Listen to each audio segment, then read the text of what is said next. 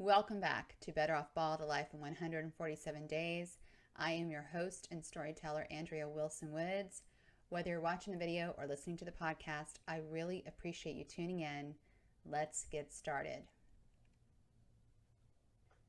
Days 139 through 141, Monday through Wednesday, October 1st through the 3rd, 2001. Cancer. Cars pass by, and their pretty coats of paint. But I'm okay. Fumes, fumes. I'm slowly being burned. I won't leave though, 'cause everything is A-okay. Incinerate. A poem by Adrian, without a date. I stare at the boxes lying everywhere and wonder where my stuff is. I was so focused on preparing Adrian's room and getting her things in order, it never occurred to me to put aside clothes for myself in case we had to leave the house on a moment's notice. I give up and grab my purse in hopes we will be back by morning. I can't believe we are not spending the first night in our new home. Instead, we will be at St. Joe's ER surrounded by white walls, whirring machines, and the absence of smell. John, Adrian, and I arrive in the early hours of Monday morning, though Adrian has no concept of time. She continues to slur her speech and struggles to breathe. A nurse weighs Adrian, 110 pounds, and takes her vital signs. Blood pressure, 140/95, pulse, 150 beats per minute, and oxygen level, 88%. The doctor explains Adrian is in an altered level of consciousness, most likely due to the tumors in her lungs blocking her ability to deliver oxygen to her brain. Besides giving her oxygen, the doctor orders the standard chest x-ray and a brain scan to rule out pneumonia and impaired mental capacity.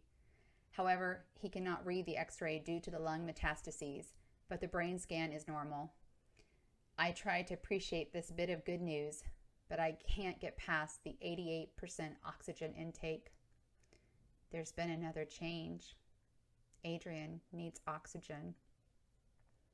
Knowing there is little else they can do, the staff at St. Joe's arranges for a transfer to UCLA. I ride with Adrian in the ambulance while John follows in his car.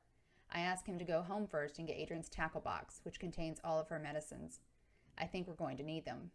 I call Anya and Alex to let them know what's going on, and they promise to visit us later that day when Adrian has a room. I do these tasks with such ease, it frightens me.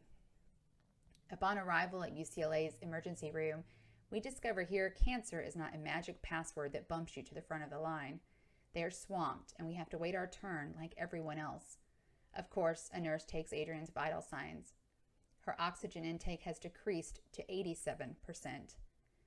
Someone gives Adrian a room so she can lie down and be more comfortable. We wait several hours because there are no beds available on the pediatric floor. Until some patients are discharged, we are stuck in a small white room in the ER, and we are bored, tired, hungry, and most of all, scared. At 8 a.m., I give Adrian 5 milligrams of Marinol and 4 milligrams of Dilaudid. Except for the oxygen, the ER doctor has given Adrian nothing for pain, and I don't see why she should suffer while we wait for an official prescription when she already has one. I write down what I gave her in our notebook so I can tell her doctor later. By mid-morning, Adrian is assigned a room. John and I move like zombies as he pushes her wheelchair, and I carry our few belongings toward the elevator. I don't know how much longer I can go without sleep. I cross my fingers for a private room. A bright yellow sign hangs over Adrian's bed. It reads, Emma's allergies, Benadryl, morphine, Bactrim. I love it because this way a nurse cannot accidentally give Adrian the wrong medication, an incident that happened one time at Children's Hospital. The room is large, and for now we have it to ourselves. The pediatric oncology unit is much smaller at UCLA compared to Children's. It is one wing of a floor instead of a floor unto itself. I wonder if it's easier for the nurses to have fewer patients with cancer, or if it's more difficult because there are so many factors involved when dealing with oncology patients. Either way, the staff seems to know what they're doing, and they don't mind when I ask if I can give Adrian the rest of her 8 a.m. meds, even though it's almost noon. We meet Dr. Donnie, another pediatric oncologist who works with Dr. Finn. He starts Adrian on Zithromax, an antibiotic, in case she has an infection. He schedules Adrian for a spinal CAT scan of her chest to check for any potential blood clots, which would explain the lack of oxygen. By mid-afternoon, Adrian's oxygen level has increased to 90%. She keeps the mask on at all times except when she wants to carry on a conversation, which she tries to do when Anya and Alex visit. They bring me clothes and toiletries they found after opening many unmarked boxes. While they spend time with Adrian, I go to the nearest bathroom to clean myself up. Dr. Aquino is meeting with John, Adrian, and me this evening to discuss Adrian's treatment options. Shishi, Adrian calls me. Her words are muffled beneath the oxygen mask. She gestures toward the water pitcher. I pour her a glass and stick a bendy straw in it. She removes the mask, opens her mouth, and sips the water. Leaning over her, I notice a yellow film glazed across her eyes, and my stomach drops as if I'm on a roller coaster. What's wrong? Asks Adrian. I can't lie. John and I have been honest with her through this whole ordeal. You seem to have jaundice. Oh, how can you tell? Your eyes, kiddo. There is yellow where it should be white. Oh, I didn't notice. I chuckle because she's making a joke and because I don't want to think about what being jaundiced means, but I can't help myself. Her liver is failing. With his no-nonsense stride, Dr. Aquino walks into Adrian's room like he's about to preside over a corporate board meeting instead of a medical consultation with a family. He examines Adrian, notes the jaundice, appears unsurprised, and proceeds to discuss Adrian's test results, which concern him. While her basic blood work looks good, in the past 3 days, Adrian's bilirubin has increased to 2.8.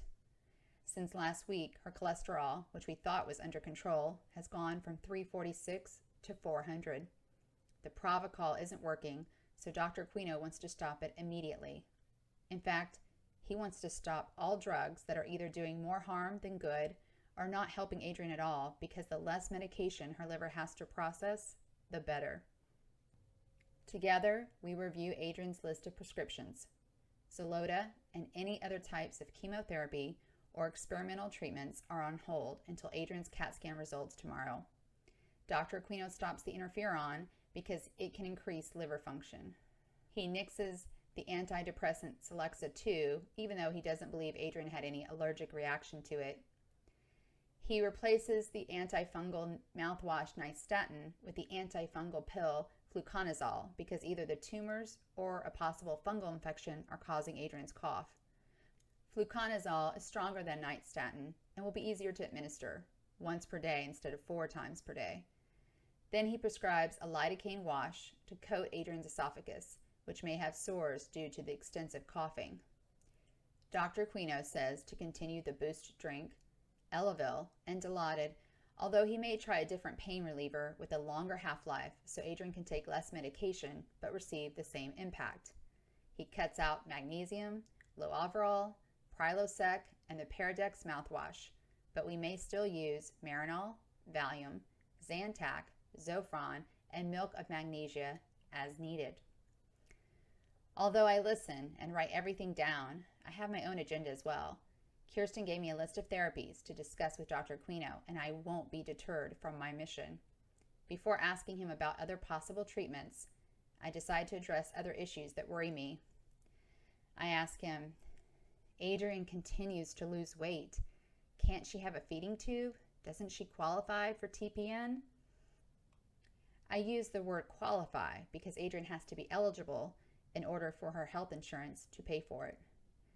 Dr. Aquino explains, TPN is not effective in most cancer patients, especially in your sister's case, because the liver cannot metabolize the amino acids. I don't recommend it. I cross that option off my list. Adrian listens, but she doesn't say anything. I think she could eat more if the heartburn was gone. Dr. Donnie believes Adrian's liver pressing on her stomach is causing it, What do you think?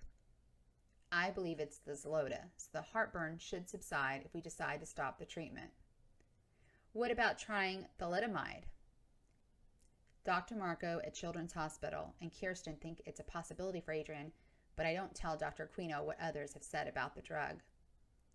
I don't think it's a good option. I stopped using it most of my patients because the amount of dosage needed to produce results is too toxic. Anya's mother, Sophia, is a champion of thymosin alpha-1, an experimental drug that treats hepatitis B. It may or may not help Adrian, but it won't hurt her. Dr. Aquino, however, dismisses the drug. So I ask again about what I believe is Adrian's personal savior, UFT. If Kirsten gets Adrian access to the investigational drug, Dr. Aquino agrees to administer it and to track Adrian's progress, even though his lack of enthusiasm is palpable. Dr. Aquino informs us Adrian qualifies for home oxygen because her previous disorientation and slurred speech was due to lack of oxygen, and her condition has improved since she has been hospitalized and on oxygen around the clock.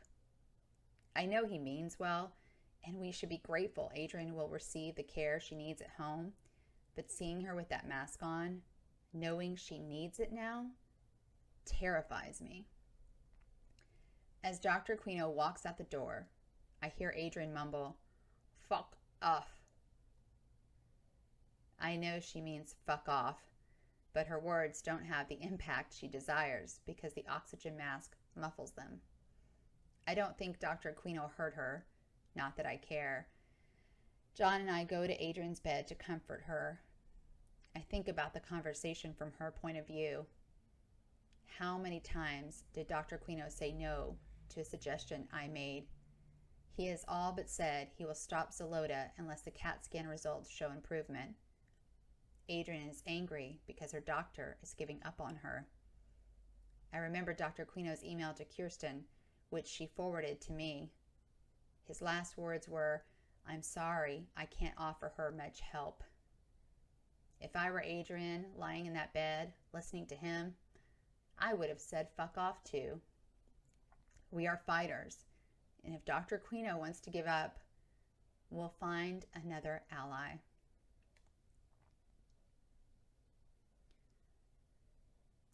I don't wait for permission to give Adrian her 8 p.m. dosage of Dilaudid and Marinol. When I tell a nurse, she shrugs and notes it on Adrian's chart. Here, the staff doesn't seem to mind I'm on top of things, and for the most part, they leave us alone unless we need something. I request mashed potatoes for Adrian's dinner, but when I try to feed her, she shakes her head. "Just one bite, kiddo. One." Too tired to argue, she opens her mouth and swallows the small portion on the spoon. "Sissy." I wince as Adrian struggles to find the strength to speak. "When can I go back to school?" I press my lips together in an effort to maintain my emotions. 1 week ago, I was fighting for Adrian's rights to a suitable public education. And now, damn you, Jackson. Her mind is capable. Her body isn't cooperating at the moment. "Don't worry about school right now. You'll catch up later. You have to focus on getting well, okay?" I bet Adrian never thought I would dismiss school in such a manner. I mean what I say, though. I tell myself she can catch up later. You can't handle the truth. Adrian looks at me and says, "Okay." Her disappointment fills the room. She puts her mask back on. She's done talking for now. I look at the monitor above her head. Her blood pressure remains about the same at 144/95, but her oxygen intake has increased to 93%. I watch her breathe with her eyes closed, though she isn't asleep yet, and I want to blame someone or something for this mess. Catastrophe? Disaster? I am searching for one word that describes this experience. Journey seems too positive, And despite what Adrian believes, I don't think cancer is her fate. If it is her destiny, then I cannot change it. Except the things I cannot change. No. There has to be a way to alter the outcome. I just don't know what it is yet. The CAT scan shows the tumors in Adrian's lungs have multiplied in the last month. I knew with the coughing, wheezing, increased pain, and decreased appetite, the cancer had gotten worse. It was the only logical explanation for all of Adrian's symptoms. I thought I was prepared after Dr. Quino's discussion yesterday about stopping chemo, but when I hear the bad news, I feel as though Dr. Donnie delivered his best right hook into my gut. Adrian has little reaction, but John looks like he received the left hook. The wind knocked out of us. John and I listen as Dr. Donnie keeps talking. Despite the increased bilirubin in her system, Adrian has none in her urine. The test was negative. Dr. Donnie has ordered a blood transfusion for tomorrow since her hemoglobin continues to hover around 9.2. In order to improve her red blood cell count, he also increases her dosage of Epogen from 34,500 units once per week to 37,500 units spread over 3 times per week. Besides receiving oxygen at home, Adrian qualifies for IV fluid, which will help her stay hydrated. Dr. Donnie changes Adrian's home labs from a CBC every Monday and Thursday to a CBC and Chem panel every Monday. He decides to continue the Zithromax, although no infection has been detected. We don't know if we can go home tomorrow because Adrian's oxygen intake drops to 83% at one point. Dr. Donnie explains Adrian is not taking in enough breaths per minute to get enough oxygen in her body. Her respiratory rate is too low. However, throughout the day, Adrian improves until her oxygen is back up to 92%. I'm not sure what caused the change. Maybe it was Adrian's sheer will, or the device a nurse attached to her mask to help her retain the flow of air. Either way, Dr. Donnie prepares Adrian's discharge orders. The next challenge is figuring out the at-home oxygen situation. In the hospital, the concentration of pure oxygen Adrian receives is 70%, but at home, she cannot go above 45%. I'm not sure why. It has to do with the tanks. She will have, however, what is considered a high liter flow because Dr. Donnie is prescribing 5 liters per minute. Over the next 24 hours, the staff weans Adrian off the higher percentage of oxygen until she is able to maintain an intake of 96% with only 45% pure oxygen. As Dr. Quino suggested, Dr. Donnie changes Adrian's pain medication from Dilaudid to methadone, and it seems to work much better and last longer. He also replaces Prilosec with pantoprazole. When I sign the discharge papers, I can't believe how short the medication list is. Excluding Epogen, which I don't count because it's given through Adrian's central line, Adrian has 5 drugs now.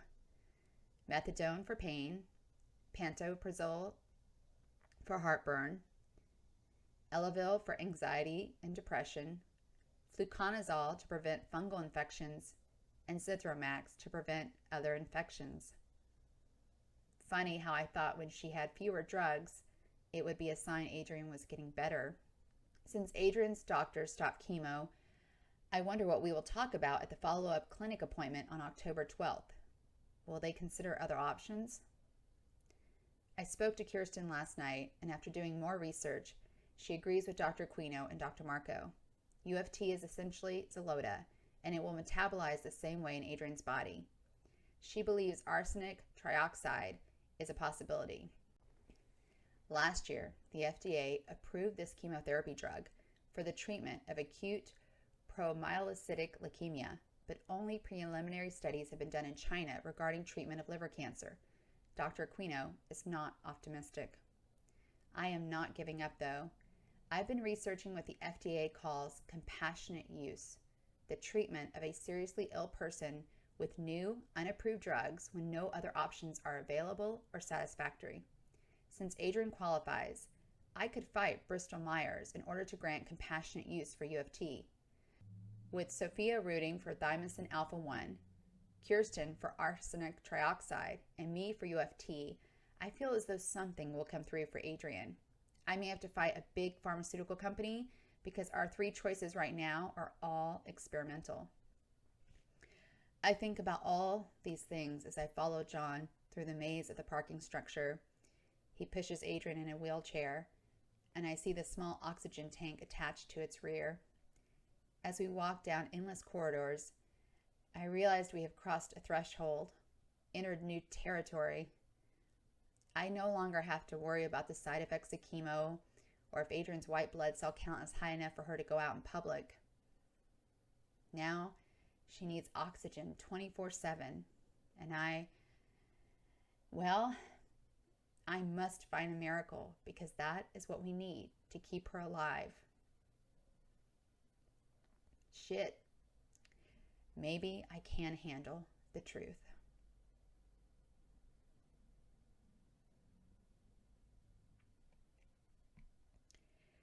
Thank you for watching and listening to Better Off Bald, A Life in 147 Days. Please subscribe to my channel and stay tuned for the next episode.